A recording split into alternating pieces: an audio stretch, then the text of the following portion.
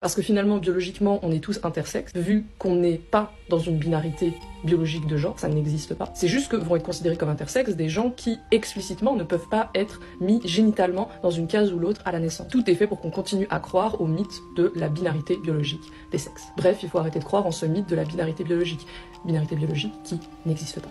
Les catégories hommes-femmes sont des catégories sociales et n'ont aucune réalité biologique. Il n'y a pas de binarité, de différence entre des hommes, biologiquement des hommes, et des femmes, biologiquement des femmes. Inventer la binarité de genre et faire croire à sa réalité biologique, c'est une excuse pour faire tenir le patriarcat. Ce n'est pas parce que tu répètes en boucle une affirmation pseudo-scientifique, sans jamais l'étayer de faits scientifiques et avérés, que tu vas conférer une réalité à tes affirmations.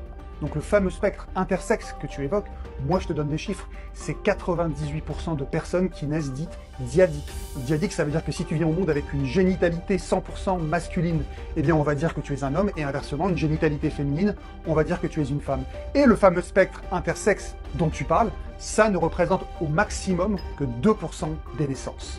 Alors que des hommes et des femmes soient des catégories genrées qui fondent le patriarcat, je suis 1000% d'accord avec toi, c'est effectivement quelque chose qui doit être combattu et remis en cause, parce que forcément, derrière, ça véhicule des attentes sociales, des préjugés sociaux et des stéréotypes qui doivent être démolis. Là, je suis d'accord avec toi.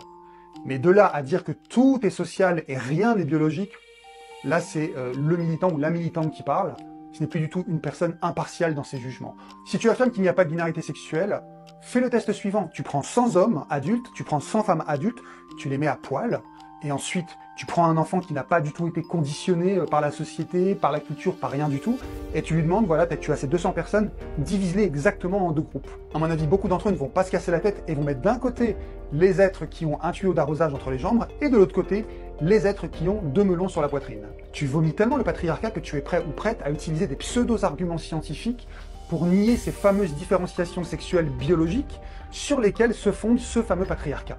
Non, tout n'est pas social et tout n'est pas biologique. Sauf si tu crois que l'être humain est d'origine extraterrestre. Parce que la binarité sexuelle et hormonale qui est dans son sillage, elle a des centaines et des centaines et des centaines de millions d'années avant l'existence de l'être humain. Si tu penses que l'être humain vient de Dieu ou d'une autre planète et qu'il est venu un peu comme l'homme boule platonicien, ni homme ni femme androgyne, là oui, je pourrais comprendre que tu n'acceptes pas l'idée d'une différenciation sexuelle chez les hommes et les femmes. Mais autrement, jusqu'à preuve du contraire, la théorie de l'évolution des espèces est une réalité largement prouvée et documentée, et si tu nies la binarité sexuelle chez les êtres humains, alors tu es obligé de la nier chez l'ensemble du règne animal, hormis bien sûr quelques espèces qui se reproduisent par clonage. Parce que moi, quand je regarde la nature, je vois des lions avec une crinière et des lionnes sans crinière. Je vois un cerf avec des cornes et je vois Madame la Biche.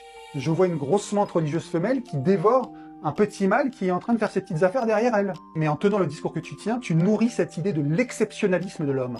Tu nourris l'idée que l'être humain est une créature absolument spéciale qui n'a rien à voir avec la nature, et ce qui en découle, c'est presque un droit de prédation et de préemption naturelle sur tout le règne du vivant. Je trouve que ce discours est extrêmement dangereux parce que si on ne se raccroche pas au monde naturel dans lequel nous sommes issus, alors on va continuer à le détruire en envoyant le rouleau compresseur dessus, sans aucun sentiment d'appartenance, parce qu'on considérera que même biologiquement parlant, cette nature est extérieure à l'humanité, que cette nature n'a rien à voir avec l'humanité.